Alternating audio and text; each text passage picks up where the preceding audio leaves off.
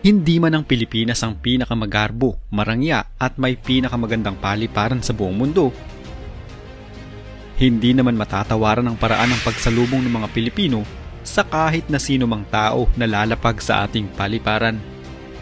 Ibang-iba kung paano tratuhin ng bawat Pilipino ang mga pasahero mula sa ibang bansa na sa mga Pinoy mo lamang makikita. Sa kabila nito, ang ating itinuturing na makasaysayang paliparan na siyang tumatanggap ng mga bisita mula sa ibang bansa ay hindi din nakaiwas mula sa mga kontrobersiya sa mga nagdaang taon.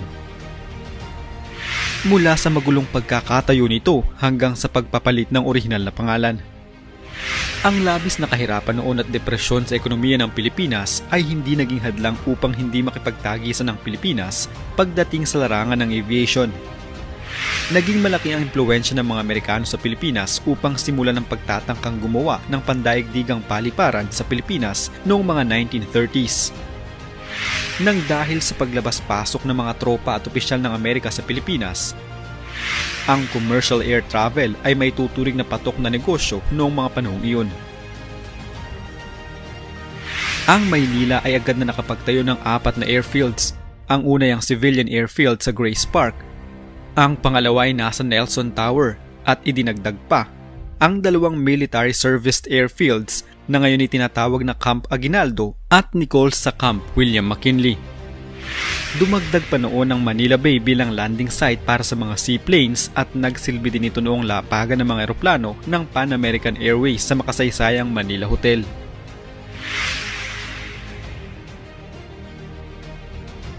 Ang larawang ito ay isang tagpo kung saan unang ipinakilala ng shipping tycoon na si Don Eugenio Lopez ang Iloilo Negros Air Express Company o INAEC noong taong 1932. Ayon sa The Philippine Star, ang Sikorsky S-43 amphibian ay ang nagbigay galak sa mga naunang pasahero na kaya lamang makapagsakay ng hanggang 16 na pasahero na noong panahong iyon ay bibihira lamang. Isang buwan bago unang sakupin ng mga Hapon ang Pilipinas noong Disyembre 1941, si Andres Soriano at ang kanyang mga kasamahang businessman ay nakamit ang makasaysayang pagkakatatag ng Philippine Airways, ang kauna-unahang commercial airline sa buong Asya. Isang grupo ng mga Pilipino, German at Espanyol, kasama si Juan Elizalde na isa sa mga investor sa naturang airways, ay nagtulong-tulong upang makaipon ng kapital na umabot sa 500,000 piso tsaka pinalitan ng pangalan nito sa alam nating lahat ngayon na Philippine Airline.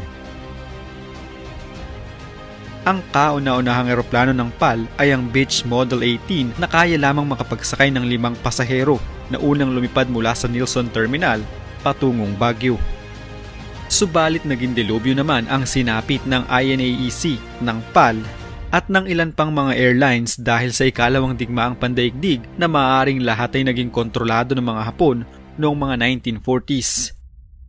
Ang INAEC ay tuluyan ng nawasak habang ang PAL ay nagpatuloy pa rin naman sa pagpapalipad, subalit ito ay sa ilalim na ng patnubay at gabay ng gobyerno ng Hapon sa Pilipinas. Sa kabilang banda, inayos at binago ng mga Hapon ang serbisyo ng Nilson at Nichols Airfield at hindi nila ito winasak. Kinalaunan, ang Nichols Airfield kung saan ang malaki sa dalawa ay ang naging Manila International Airport.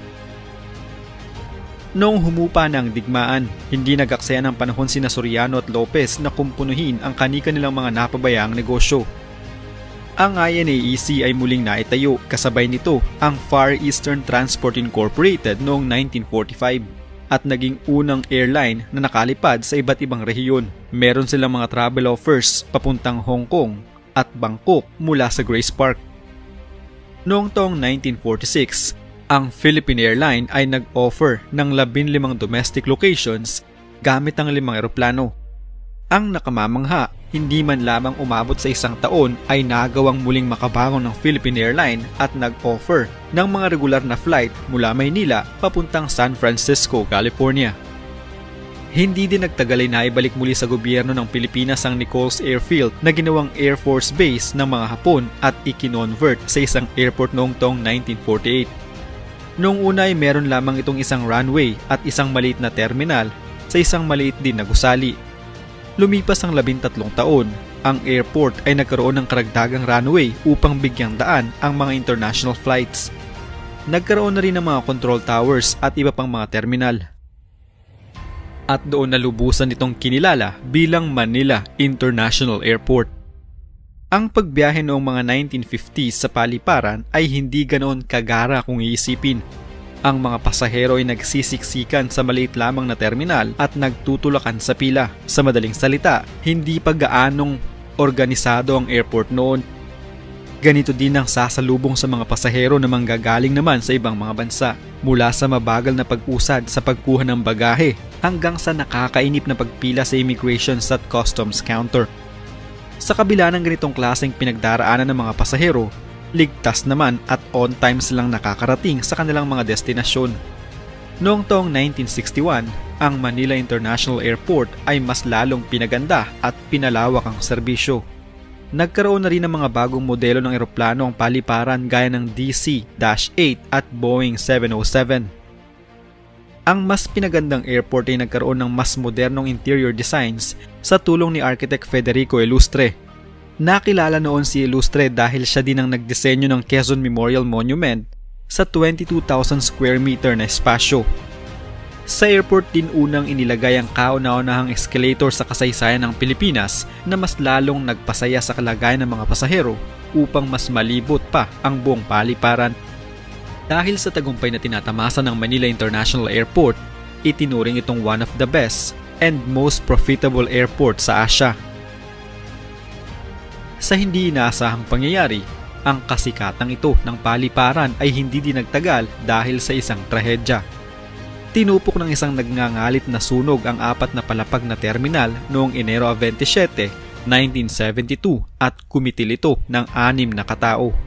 Sa mismong kinatatayo nito ay nagtayo din agad sila ng maliit na terminal matapos ang sunog.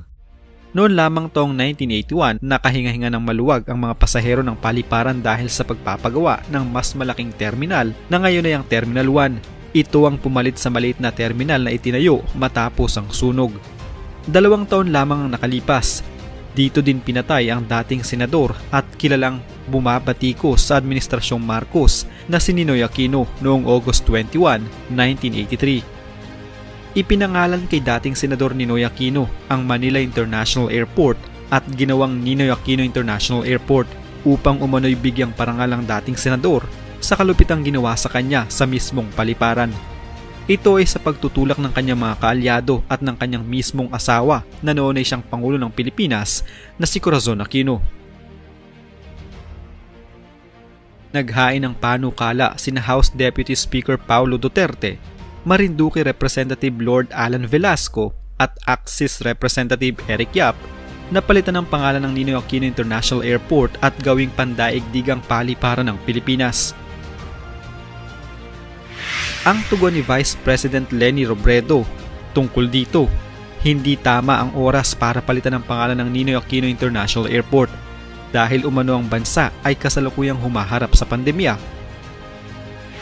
Subalit pahayag rin ng Vice Presidente, ang pagpapalit ng pangalan ng NAIA ay maaari umunong pagtatangka na burahin ang kasaysayan. Alam naman natin why it was named Ninoy Aquino International Airport. Where is our sense of history? Ayon kay Robredo.